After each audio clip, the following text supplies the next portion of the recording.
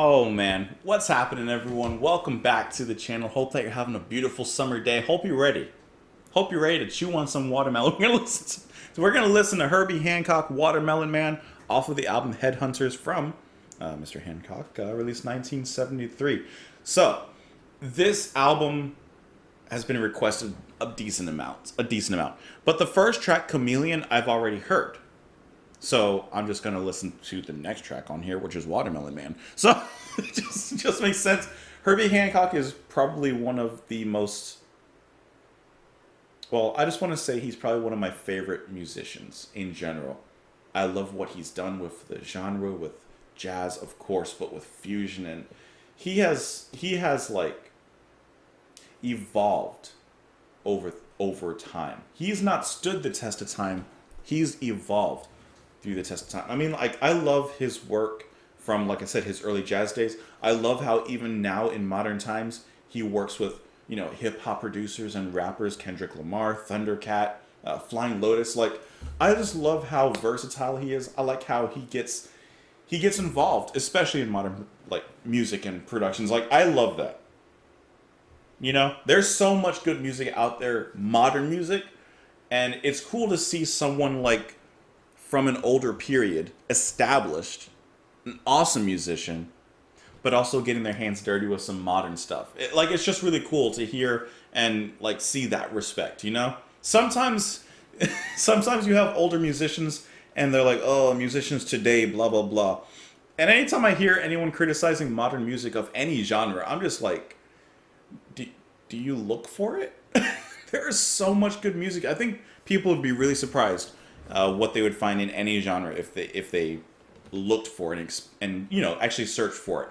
It's not like the old days when you just put on the radio and, you know, you got some good stuff. No. The radio is not the main channel for new music to be explored. At least not great music typically.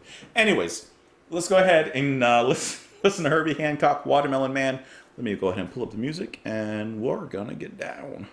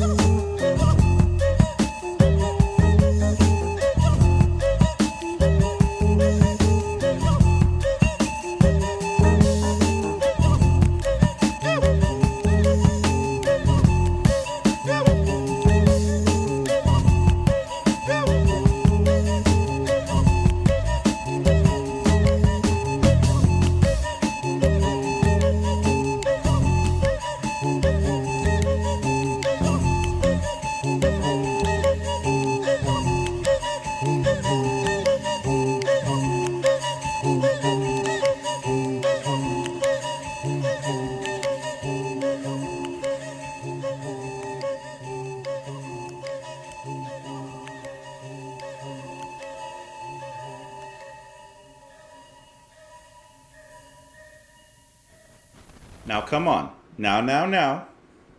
Come on.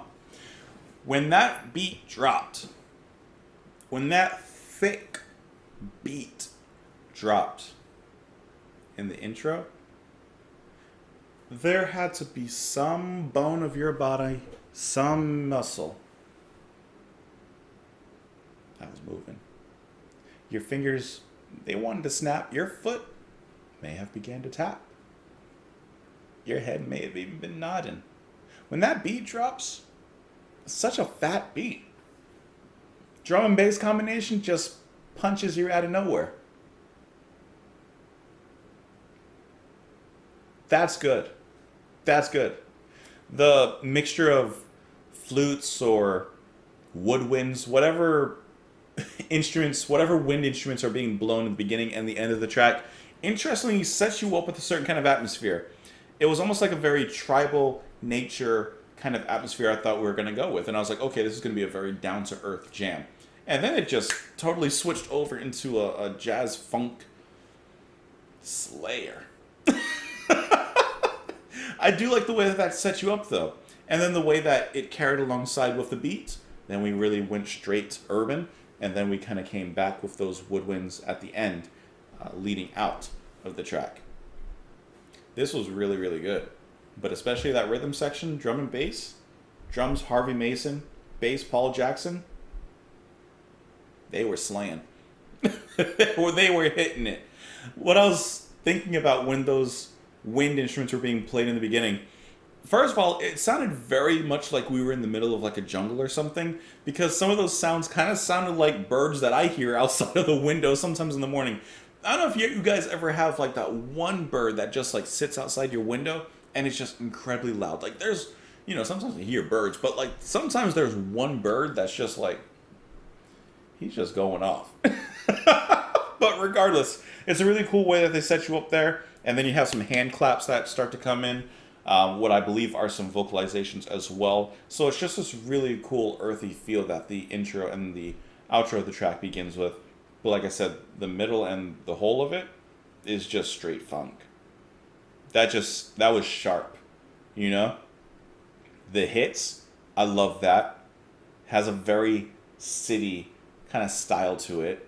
It's very glamorous. It's very elegant. Let me back it up just a little bit here. Right here.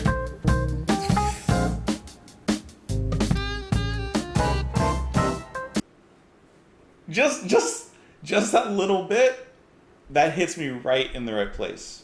I think my dad even might like this. I think like it's jazzy enough for him. My dad is a jazz head, but he's picky. And I mean picky. But I think it's funky enough for him to get down to. And I'm pretty sure he likes Herbie Hancock. I mean, is there anyone that doesn't like Herbie Hancock? But yeah, that was really good. And then I also see that you have Bill Summers on a bunch of instruments that I've never heard of. An agogo, a balafon, which is kind of like a wooden xylophone with some gourds underneath to perhaps allow the sound to ring out in a very specific way. A beer bottle he's using. Kabasa. Doesn't that just mean head? Congas. Heard of those. Gankogi.